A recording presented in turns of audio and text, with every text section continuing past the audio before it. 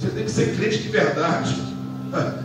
Mas Israel, por aceitarem a mistura em seu meio, a Bíblia diz no verso 3 do capítulo 13 de Neemias, que ouvindo o povo a lei, apartaram-se de Israel toda a mistura. É isso.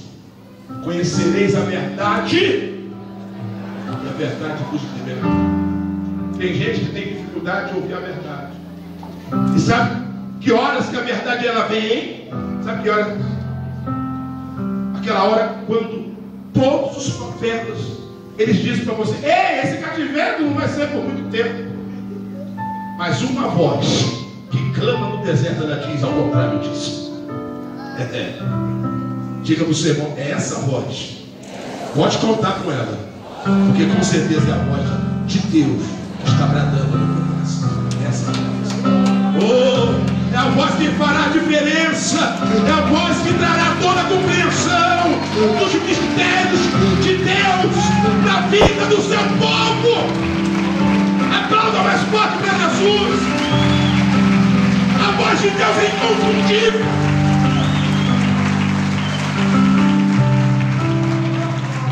Eu disse aqui que a voz de Deus é inconfundível. E você sabe muito bem que aquela voz que você endurece seu coração é a voz do Altíssimo. Ela brada de uma forma diferente. Sabe? Porque ela não sacia o nosso ego. Ela contraria, sim, o ego, o egocentrismo que muitas vezes nós vivemos. E o interessante é que Neemias estava contra todo tipo de egocentrismo. E eles começaram a ouvir a palavra da lei. Porque a Bíblia, a história diz que Eliasab, o sacerdote que era presidente sobre a câmara da casa do Senhor, ele havia se casado com a filha de Tobias, o amonita. E a lei, interessante, que a lei dizia que nem amonitas e nem moabitas jamais deveriam ser admitidos no templo. Ou seja, eles estavam fora. Eles não poderiam participar de nenhuma cerimônia de Israel, até mesmo dentro do templo. Eles não poderiam ter mistura com o povo estranho, e muito menos habitar nas câmaras do templo de Jerusalém. Tobias agora, por ser sogro do sacerdote, ele tinha liberdade do lugar de coisas consagradas. Ei, irmãos, cuidado com a amizade do mundo. Cuidado com quem você faz aliança. Porque Deus te deu, aleluia, coisas consagradas nas tuas mãos. Você sabia que a tua casa é consagrada ao Senhor? E por isso você não pode fazer reuniãozinhas medíocres na tua casa. A tua casa foi feita para você levantar um altar a Deus. Consagração, culto familiar. Você sabia que quando você faz culto familiar dentro da tua casa, você está reconstruindo os muros. Os muros se foram perdidos. Ou muitas vezes aqueles muros que você até começou a obra, mas você deixou para lá. Você esqueceu. Você esqueceu da prova do primeiro amor, dos contatos que você teve com Deus. Quando alguém te visitava dentro da sua casa e recitava alguns versículos ao seu coração, e você se alegrava, e a partir dali começou a renovar a tua vida, o teu coração. Os teus projetos também foram renovados, porque a palavra de Deus começou a brilhar na sua vida de uma forma simples, mas de uma forma esperançosa. E você começou a crescer. A alegria começou a ser devolvida no seu coração, mas a verdadeira alegria. Porque muitas pessoas estão andando com a falsa aparência da alegria.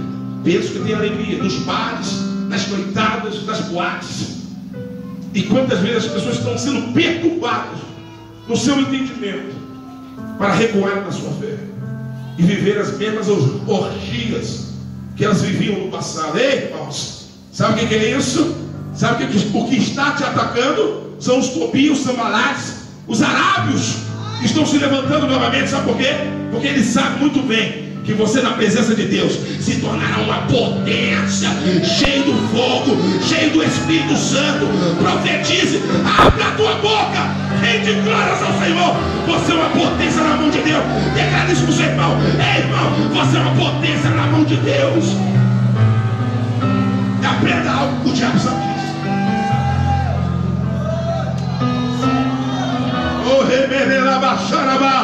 Pelo menos um minuto, irmão. Faz barulho pentecostal aí.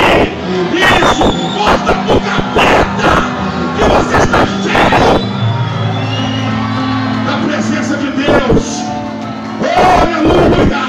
Com uma mão você está na obra, você está na igreja hoje, e com a outra mão você mete a espada na cara do diabo.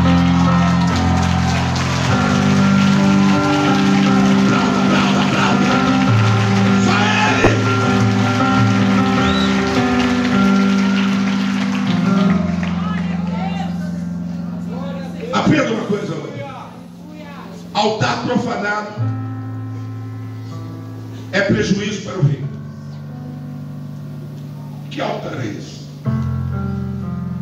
Principalmente o altar do teu coração. Se você deixa este altar que está aí dentro de você, no teu coração, ser assediado pelo inferno, pelas palavras, muitas vezes que vem como lisonjeio, para tentar tirar você do foco, da meta, do propósito. Deus abençoa uma igreja com propósito. Um homem com propósito, irmãos, é fogo puro na presença de Deus. Mas uma igreja sem propósito é como se fosse uma igreja vazia, só faz barulho. É como uma lata. Vai ver uma lata vazia, experimenta colocar uma moeda dentro dela, sacode ela agora. O que vai acontecer? Muito barulho. Mas ela está vazia, ela continua vazia. E assim são talvez muitas pessoas que estão na igreja. Servem, tocam, que é uma beleza, cantam, que é uma beleza. Mas quando elas saem por detrás de 4 paredes da igreja, elas estão vazias. Sabe por quê? Elas perderam o rumo, a direção. Elas já não conseguem mais reconstruir. Perderam os sonhos. Interessante que Neemias tinha um sonho. E o sonho dele levou uma nação inteira a reconstruir os muros. Sabe qual foi o final dessa história? Eles conseguiram reconstruir os muros. E a Bíblia diz que a alegria do Senhor foi a força do povo. Reconstrua, vá adiante, sonhe, continue sonhando. Tem que para isso você tem que plantar bananeira, mas que você vai continuar nesse projeto que Deus entregou a você, você vai. Porque aqui há a profecia, o espírito da profecia está na igreja. Aleluia. Você tem o espírito da profecia. Por quê, pastor? Porque você tem a palavra de Deus na tua vida, meu irmão. Se você começar a recitar os salmos, você se tornará o maior orador de todos os tempos. Começa a recitar os salmos dentro da sua casa. Entra para o teu quarto e pega de Salmo 1 até o Salmo 150. E você vai ver, depois que você recitar todos os salmos, a tua boca, irmãos, oh, aleluia, será a boca de profeta. Sabe de uma coisa? A Bíblia diz que o povo começou a se misturar. E eles se misturaram com mulheres estranhas, homens estranhos, e começaram a ter filhos estranhos. E a língua dele também era línguas estranhas. Mas não era a língua dos anjos, nem de fogo. Era a língua de outras nações. Nações estranhas. Ao qual Deus não compreendia. Ei, o povo de Deus só tem uma língua. Sabe que língua é essa? O linguajar dos céus. Oh, glória a Deus, aleluia, Pai do Senhor Jesus. Canturim de raço de covalúrias. Aleluia, glória a Deus, Jesus é bom. Esse é o linguajar do crente. Sem giras, sem defamação, sem mistura, sem orgia, sem palavrão. Uma língua santa. E até mesmo a língua de Israel, dos hebreus, viraram a maldição. O altar estava profanado. O altar estava misturado. Ganância, orgia, não havia mais consagração, não havia mais devocional. Quanto tempo, meu irmão? que você não faz devocional. Por quê? Porque você tem que acordar às 5 horas da manhã. Muito menos você vai ao monte. Porque às 5 horas da manhã, acordando, não tem condições de você ir para o monte para buscar, para invocar o nome do Senhor. Vai mais cedo para o monte. Busca Ele enquanto pode ser achado. Enquanto você tem essa oportunidade de achá-lo, pode buscar, porque você vai encontrar.